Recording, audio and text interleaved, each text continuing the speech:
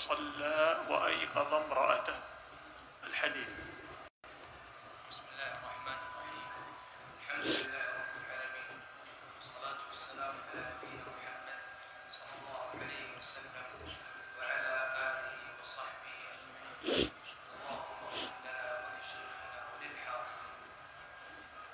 قال الإمام النووي رحمه الله في كتابه رياض الصالحين: وعن أبي هريرة رضي الله عنه قال: قال رسول الله صلى الله عليه وسلم: رحم الله رجلا قام من الليل فصلى وأيقظ امرأته فإن أبت نضح في وجهها الماء. رحم الله امرأة قامت من الليل فصلت وأيقظت زوجها فإن أبى نضحت في وجهه الماء. داود بإسناد صحيح. وعنه وعن أبي سعيد رضي الله عنه قال: قال رسول الله صلى الله عليه وسلم: إذا أيقظ الرجل أهله من الليل فصليا أو صلى ركعتين جميعا كتب في الذاكرين والذاكرات. داود بإسناد صحيح. أحسنت. قال رحمه الله: وعن أبي هريرة رضي الله عنه قال: قال رسول الله صلى الله عليه وسلم: رحم الله رجلا قام من الليل فصلى وأيقظ امرأته، أي أيقظها للصلاة. قام من الليل يعني يريد صلاة التهجد، صلاة القيام. Alhamdulillah wassalatu wassalamu ala rasulillah wa ala alihi washabbihi mawala. Kita lanjutkan dari kajian kitab Riyadhus Shalihin yang dibawakan oleh Syekh Abdurrahman Al-Qarni dari beliau di Masjidil Haram, yakni bab keutamaan qiyamul lail, salat malam. Hadis yang berikutnya hadis dari Abu Hurairah radhiyallahu taala anhu. Beliau mengatakan Rasulullah SAW pernah bersabda: rahimallahu rajulan qama minal laili fasalla wa aiqadha imra'atahu. Nabi SAW pernah bersabda, semoga Allah merahmati seorang laki-laki yang sholat di malam hari, kemudian ia sholat dan membangunkan istrinya.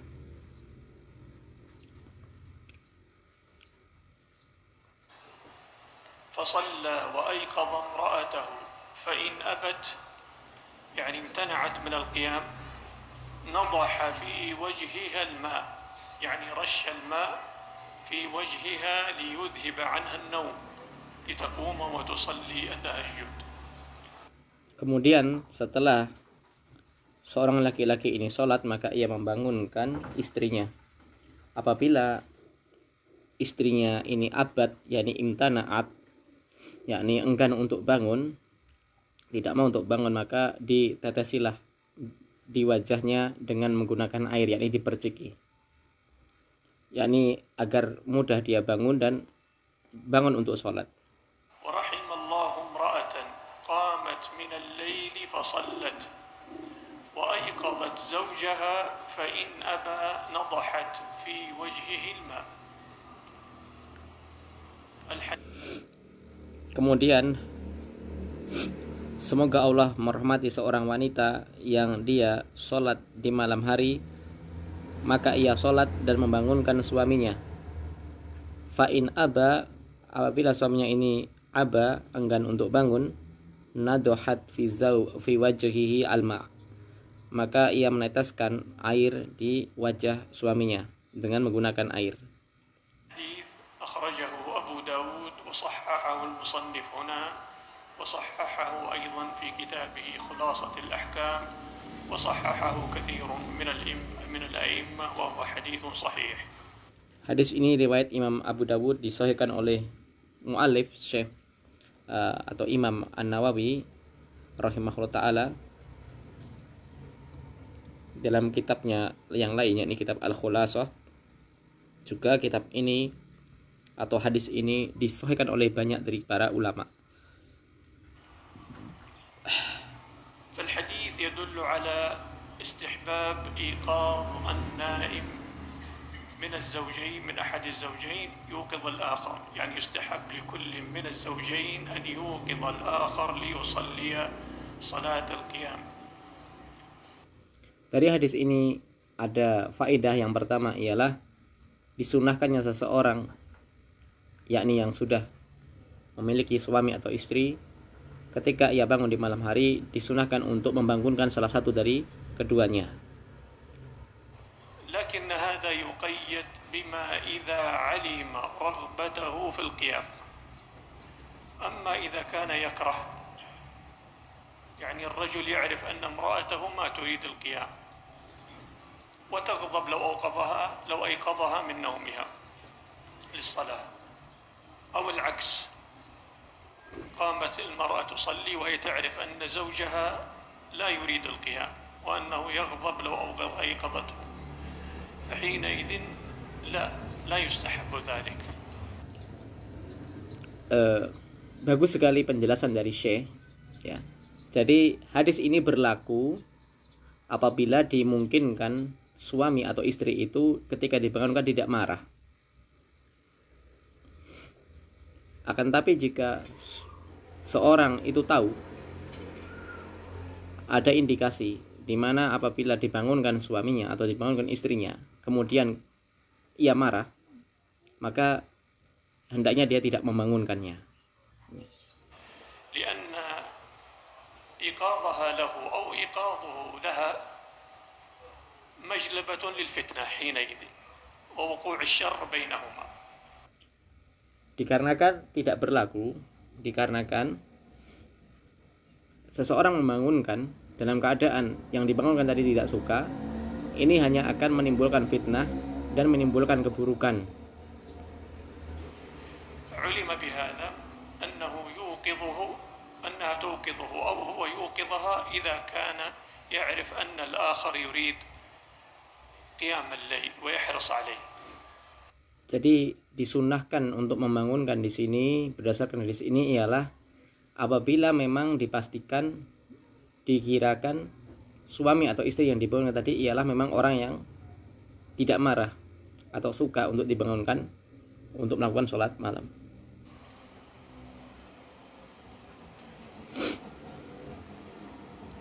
وفي الحديث من الفوائد أيضا استحباب الإعانة على الخير، فإن هذا الطريق الذي أرشد إليه النبي صلى الله عليه وسلم فيه إعانة على الخير، وهو الإيقاظ أحد الزوجين للآخر لكي يصلي صلاة القيام الليل التهجد.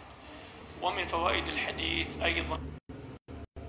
Dan ada tambahan faedah, yakni dalam Islam ini dianjurkan untuk saling tolong menolong di atas kebaikan, ya. Dan merupakan petunjuk yang bagus dari Nabi SAW, ya, hendaknya seseorang yang membangunkan suami atau istrinya untuk melakukan ketaatan. استحباب الوسائل المعينة على فعل الطاعات، والذي ذكر في الحديث واحد منها وهو رش الماء في الوجه، ويقاس عليه غيره. كل طريق يستعمله الإنسان يوقظه من الليل يصلي كالساعة المنبه مثلا، الساعة المنبه اتخاذها يكون مستحبا من هذا الباب لأنها وسيلة تعين على فعل الطاعة. Tambahan faedah dari beliau, segala hal-hal yang bisa menjadikan sebab, yakni perantara, termunculkannya atau terhasilkannya suatu kemaslahatan, ini merupakan kebaikan, ya. Misal dengan seseorang meneteskan air di wajah orang yang akan dibangunkan, termasuk juga wasilah kebaikan ialah seseorang menyalakan alarm untuk bangun malam. ثم قال المؤلف رحمه الله وعنه أي عن أبي هريرة رضي الله عنه وعن أبي سعيد الخدري رضي الله عنه قال رسول الله صلى الله عليه وسلم إذا أيقظ الرجل أهله من الليل فصليا أو صلى ركعتين جميعا كتب في الذاكرين والذاكرات. الحديث أخرجه أبو داود وصححه المؤلف وصححه الحافظ ابن حجر وغيرهما من الأئمة. Dan anhu, dari Abu Hurairah radhiyallahu anhu,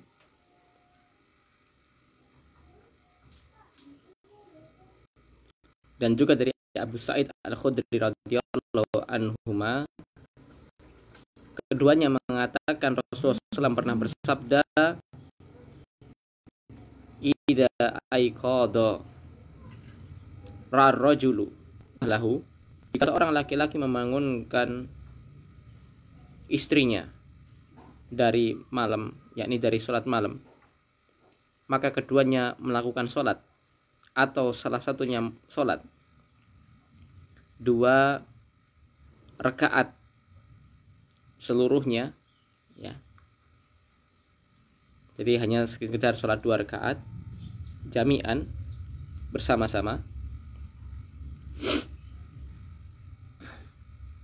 Kutiba fi dzakirina wa dzakirat, maka keduanya ditulis, ditetapkan sebagai seseorang yang dzakirin dan seseorang yang dzakirat, seorang laki-laki yang senantiasa berzikir atau seorang wanita yang senantiasa berzikir kepada Allah Subhanahu wa taala. Hadis riwayat Abu Dawud dengan sanad yang hasan, yakni dihasankan oleh muallif Imam Nawawi dan juga Ibnu Hajar Al-Asqalani rahimahumallahu taala.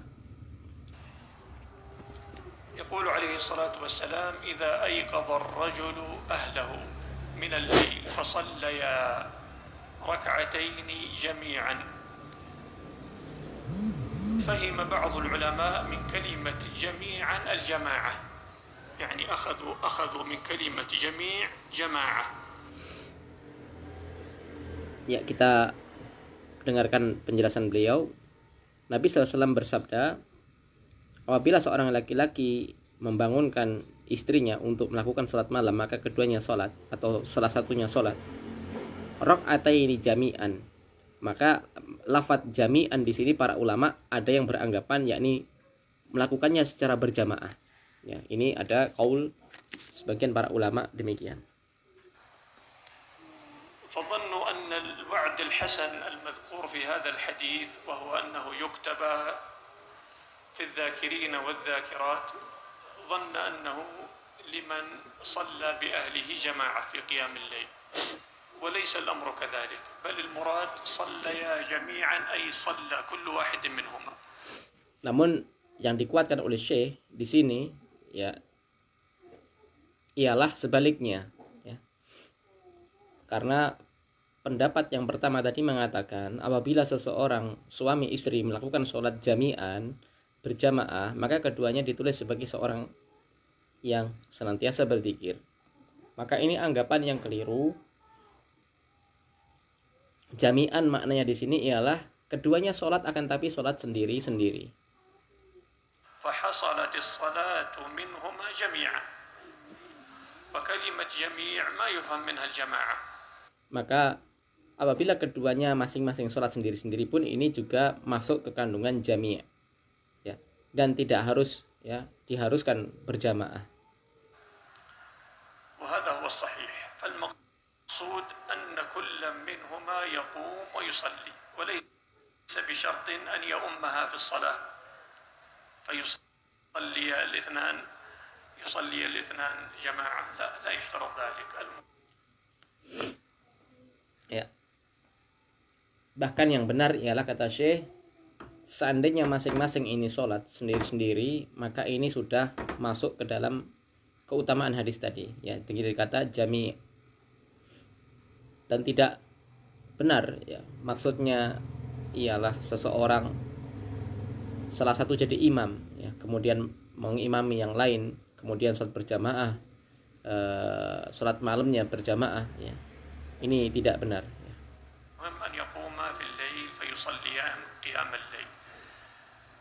قال عليه الصلاة والسلام فصليا أو صلى ركعتين. كلمة أو هنا شك من الراوي. Kemudian ada kalimat fasallaya atau fasalla, maka ini ada dua kata yang perawi ini syak, yakni ragu. ولا يضر هذا الشك لأن المقصود كما قلنا حصول الصلاة من الزوجين.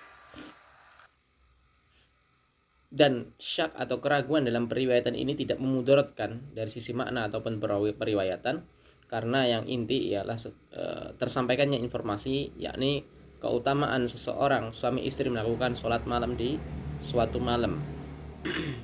كتب في الذاكرين والذاكرات. Maka keduanya ditetapkan. والذاكرات أعد الله لهم مغفرة. Ya, Allah sebutkan ditetapkan bagi orang yang dhakirin dan dhakirat, Allah sediakan baginya atau bagi keduanya surga. فهو وعد حسن وعظيم أن يكتب الإنسان في الذاكرين والذاكرات. Dan ini merupakan janji Allah yang menggembirakan, yakni disediakan ya surga bagi orang yang dhakirin wa dhakirat. وفهم بعض العلماء من كلمة صلى بالإفراد أنه إذا أيقظ الرجل امرأته فلم تصلي وصلى هو كتب في الذاكرين والذاكرات وهذا ليس بعيد عن فضل الله ورحمته الواسعة. Dan sebagian pendapat ulama dari lafadz sholla, ya, jadi dia sholat sendiri, maksudnya ialah seandainya seorang suami atau seorang istri membangunkan pasangannya akan tapi tidak bangun, ya, maka dia tetap sholat sendiri. Maka ini juga masuk ke dalam makna hadis, dan ini merupakan sesuatu yang tidak jauh, ya, artinya bisa masuk ke dalam keutamaan, dan ini merupakan rahmat dari Allah Subhanahu wa taala. Karena apa? Karena dia seorang yang ingat dan mengingatkan, ya, pasangannya untuk melakukan ketaatan.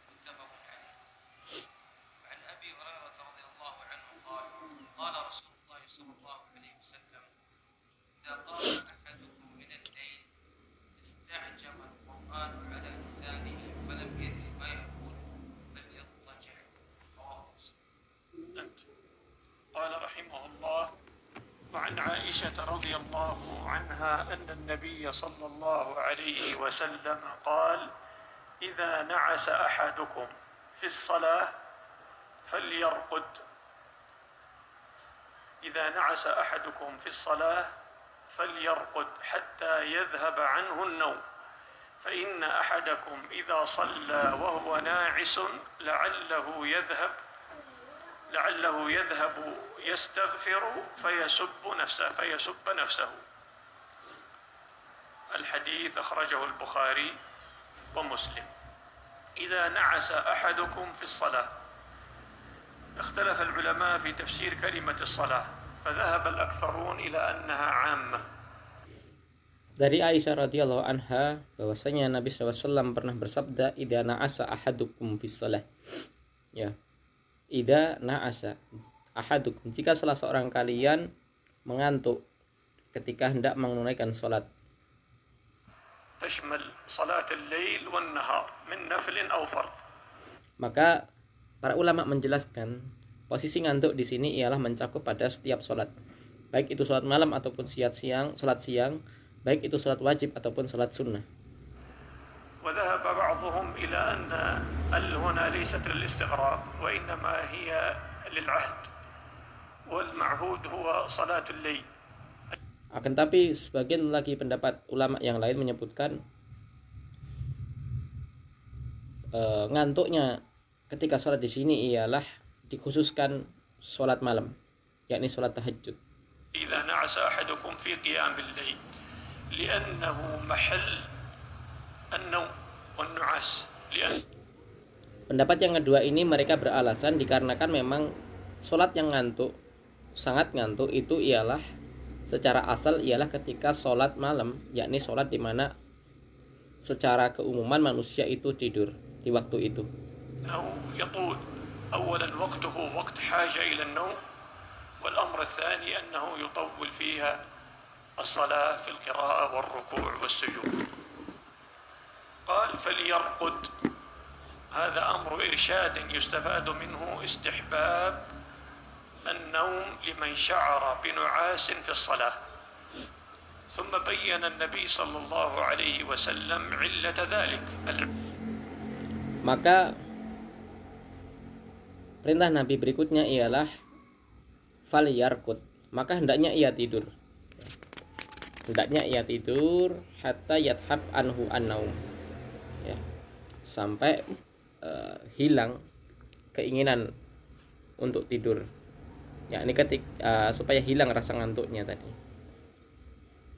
Maka kemudian di lafaz berikutnya Nabi SAW menyebutkan illah, sebab dari lafaz sebelumnya. إلا في هذا الحكم فقال فإن أحدكم إذا صلى وهو ناعس لعله يذهب يستغفر فيسب نفسه. يعني إذا صلى الإنسان وغلبه النوم في أثناء الصلاة فلعله يذهب يستغفر أو يدعو الله سبحانه وتعالى لنفسه فلا يشعر ويدعو على نفسه، وقد توافق ساعة إجابة قد Salah satu sebab ilah disebutkan dalam penggalan lafaz berikutnya ialah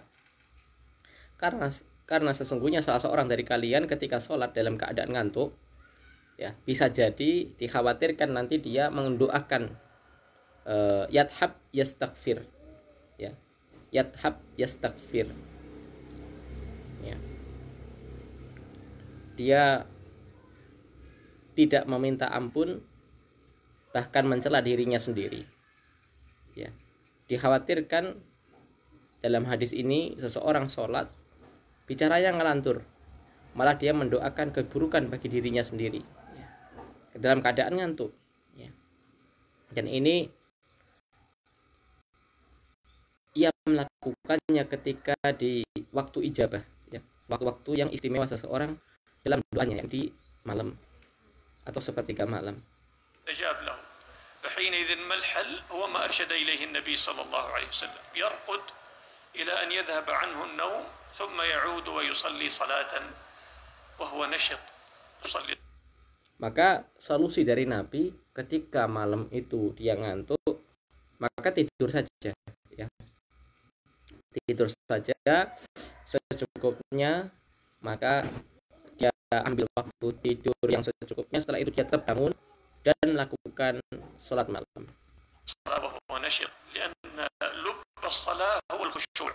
Sehingga dia bisa sholat dengan bersemangat. Sehingga dia bisa sholat dengan semangat, tidak ngantuk. Sehingga dia bisa sholat dengan khusyuk, tidak ngantuk. Karena dari lub, ya, inti dari sholat kita ialah sholat dengan khusyuk. Lalu bagaimana bisa seseorang sholat khusyuk dalam keadaan sangat ngantuk?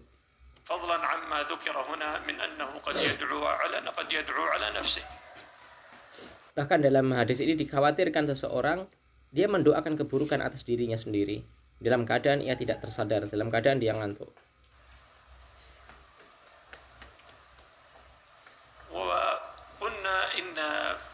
بعض العلماء فهم أنها صلاة الليل فقط، والأكثرون على أنها صلاة الليل والنهار، ولعل هذا هو الصواب، لكن بشرط إذا ذهب للنوم ألا يخرج الصلاة الفرض عن وقتها. Dan pendapat yang disahihkan, yang lebih dikuatkan oleh Syekh di sini ialah lafaz atau hadis ini tidak hanya terhukumi, tidak hanya berkaitan dengan sholat malam, akan tetapi juga sholat siang, yakni seluruh sholat, entah itu sholat wajib atau sholat sunnah, ini yang lebih tepat maka ketika ngantuk hendaknya ia tidur, tapi hadis ini ada syaratnya. Jadi hendaknya ia tidur dengan syarat ketika bangun ia masih mendapati waktu, ya, masih mendapati waktu sholat tersebut. Yakni dia tidak boleh seseorang tertidur sampai keluar waktu dari waktu sholat, ya. Contoh misal seseorang tidur di waktu siang sehingga dia melakukan sholat duhur di waktu asar, ini yang terlarang. ألا يخرج الصلاة الفريضة عن وقتها. قالوا عن أبي هريرة رضي الله عنه قال قال رسول الله صلى الله عليه وسلم إذا قام أحدكم من الليل فاستعجم القرآن على لسانه فلم يدري ما يقول فليضطجع. الحديث أخرجه مسلم في صحيحه. إذا قام أحدكم من الليل يعني يصلي صلاة التهجد. Kemudian hadis berikutnya dari Abu Hurairah radhiyallahu anhu, beliau mengatakan Rasulullah SAW pernah bersabda, idza qama ahadukum minal laili, ya, apabila seseorang kalian bangun dari malam, yakni hendak melakukan salat tahajud, fasta'jama al-Qur'an 'ala lisanihi, yani بسبب غلبة النوم غلبة النعاس استعجم القرآن على لسانه أي التبس واستغلق بسبب غلبة النعاس فصارت قراءته كالعجمية. Fastajama maksudnya ialah dia tidak tahu apa yang ia baca dari Al-Quran, dari lisannya. Para ulama menjelaskan dia tidak paham apa yang ia baca benar atau tidak dikarenakan rasa ngantuk yang mengalahkan ketika ia sholat, ya. Di beberapa taklik, ya, ini disebutkan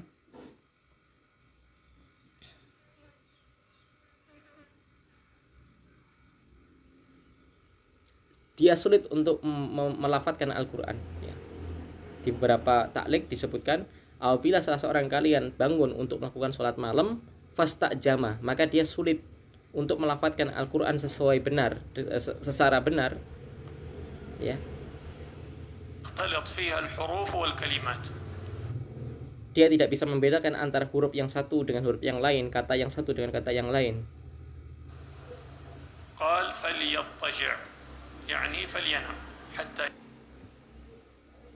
Falam yadri ma yakul, sampai dia tidak tahu apa yang ia ucapkan, yang ia baca. Maka pesan Nabi ialah fal yataji, hendaknya dia tidur saja.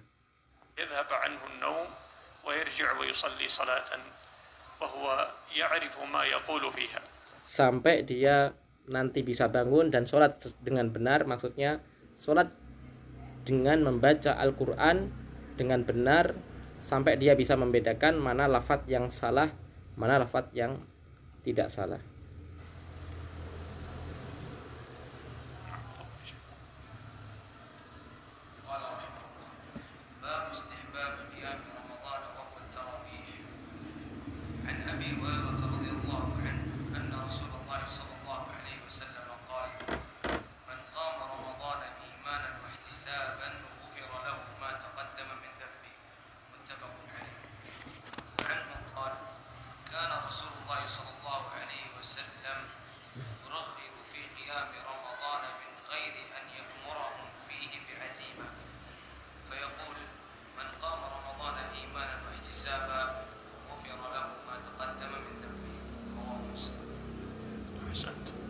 قال باب استحباب قيام رمضان وهو التراويح.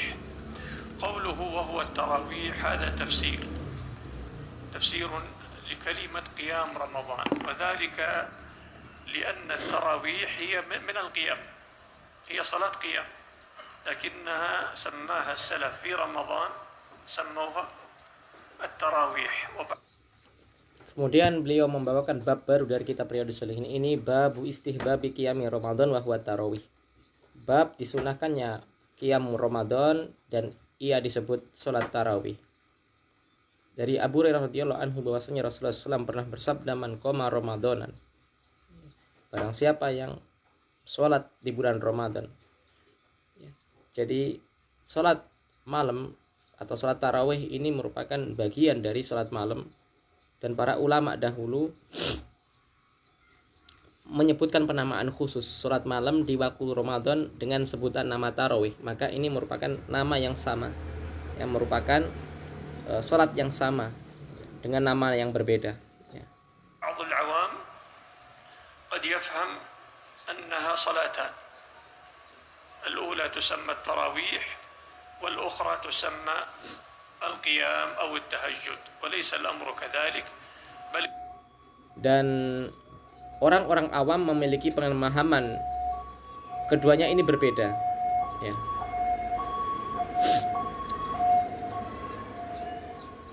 Jadi orang-orang awam memiliki pemahaman bahwasanya sholat tarawih ini sendiri dan sholat lail itu sendiri, ya. Dan yang benar ialah bukan demikian. Yang benar ialah bukan demikian. Jadi sholat tarawih itu juga merupakan bagian dari sholat malam. Salaf rahimahumullah sammu الصلاة في رمضان القيام في رمضان سموه التراويح لأنهم كانوا يستريحون بعد كل ركعتين أو بعد كل أربع. Dan para ulama salaf dahulu memang menamai sholat malam ini ialah dengan sebutan sholat tarawih, ya, dikarenakan ada sebabnya. Jadi para ulama dahulu ketika sholat tarawih ini mereka beristirahat sejenak, ya. Setiap 2 rakaat atau sebagiannya lagi setiap 4 rakaat mereka istirahat.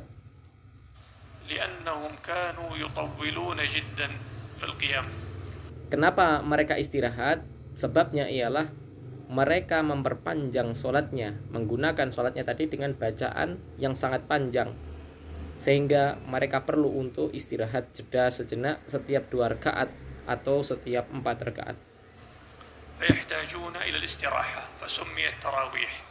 Maka mereka membutuhkan istirahat, dinamakanlah namanya sholat tarawih.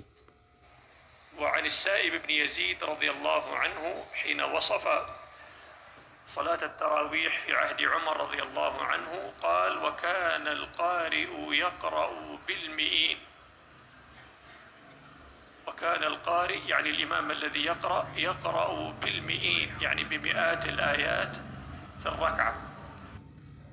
Seorang ulama tabi'in, ya, namanya Yazid, ya, ditanya tentang bagaimana sholat di zaman Umar, di zaman Sayyidina Umar dahulu.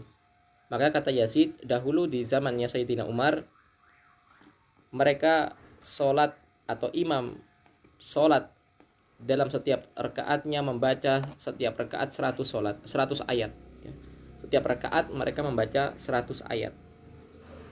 Hatta kunna na'tamidu 'ala al-'usy min tul al-qiyam. Sampai kami ketika sholat sering berpegangan dengan tongkat atau berpegangan dengan dinding, saking panjangnya sholatnya. قال وكنا ننصرف إلى أهلنا في بزوغ الفجر فكانوا يطولون الركوع والسجود والقراءة فيحتاجون إلى الاستراحة فسميت صلاة التراويح. قال عن أبي هريرة. Bahkan disebutkan ketika kami selesai dari melakukan sholat malam tadi, sampai kami ini datang kembali ke rumah atau pulang ke rumah dalam waktu sudah fajar, ya, ini tentu fajar kadzib, ya, yakni waktu sahur. Jadi saking panjangnya sholat tadi. Inilah mengapa mereka membutuhkan waktu istirahat setiap 2 rakaat. radhiyallahu anhu anna Rasulullah sallallahu alaihi wasallam qala man qama ramadhana imanan wa ihtisaban ghufira lahu ma taqaddama min dhanbihi. من قام رمضان إيمانا أي إيمانا بالله تعالى وإيمانا بدينه وبرسوله صلى الله عليه وسلم وإيمانا بما وعد الله به عباده الصالحين.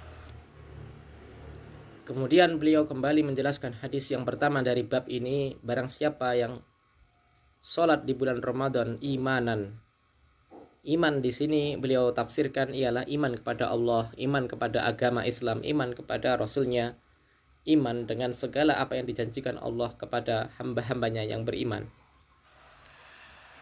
واحتسابا أي رغبة في الأجر وليس رياء وسمعة. Yakni wahtisaban, ya, kemudian beliau menjelaskan atau menjelaskan makna wahtisaban dalam lafaz hadisnya. Wahtisaban maksudnya ialah dia mengharap pahala, ya. Dia mengharap pahala dari Allah Subhanahu wa taala. Dia tidak riya, dia tidak sum'ah. وليس تقليدا. Tidak pula dia beribadah hanya sekedar ikut-ikutan. ولا إكراها. Tidak pula karena dipaksa. يكره على الصلاة فيصلي وهو لا يريد. ولا حياء من أحد. Tidak dipaksa, yakni sebenarnya dia tidak ingin sholat tapi diperintah untuk sholat. Tidak pula karena dia malu, لا يكون غرضه من الصلاة إلا وجه الله. malu karena teman-temannya sholat, dia tidak sholat sendiri, ya. Jadi tidak demikian, tapi murni seseorang sholat wahtisaban di sini ialah karena Allah Subhanahu wa taala. هذا معنى احتسابا. Dan inilah yang benar dari makna ihtisaban. رضي الله عنه قال كان رسول الله. Maka balasan dari Allah Subhanahu wa taala ialah ghufira lahu ma taqaddama min dzanbi, maka diampuni segala dosa-dosanya yang telah lalu. Hadis muttafaqun alaihi. sallallahu alaihi wasallam yuraghibu fi qiyam Ramadan. يرغب في قيام رمضان وقد رغب في غيره حتى في قيام بقية السنة، لكنه خص رمضان لمزيد فضله، لأن قيام الليل في رمضان آكد وأحسن وأعظم من القيام في غيره من الشهور. Hadis berikutnya wa'an, yakni dari Abu Hurairah radhiyallahu anhu, beliau mengatakan adalah kebiasaan Rasulullah SAW yuragibu, menghasung, menganjurkan dengan khusus dalam untuk melakukan sholat malam di bulan Ramadan min ghairi, ya, tidak seperti di selain dari bulan Ramadan.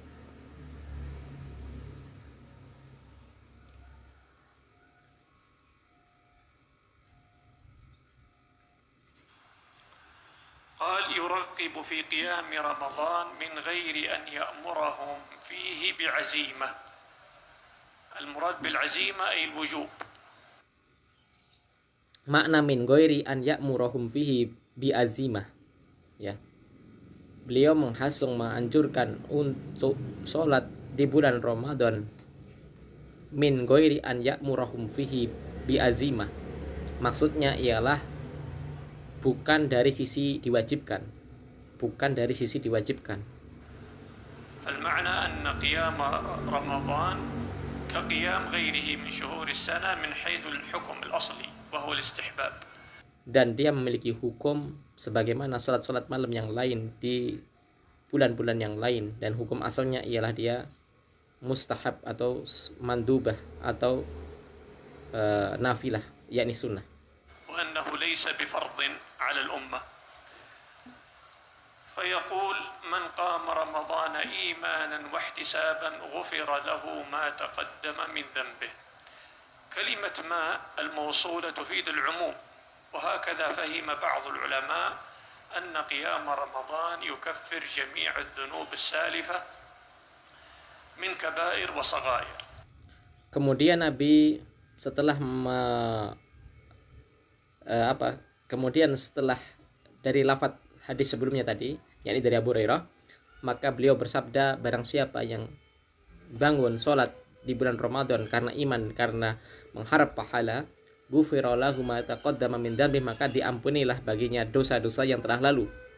Para ulama sebagian menyebutkan diampuni dosa yang telah lalu ialah seluruh dosa, baik itu dosa besar ataupun dosa kecil. وذهب أكثر العلماء إلى أن المقصود غفر له ما تقدم من ذنبه من الصغائر.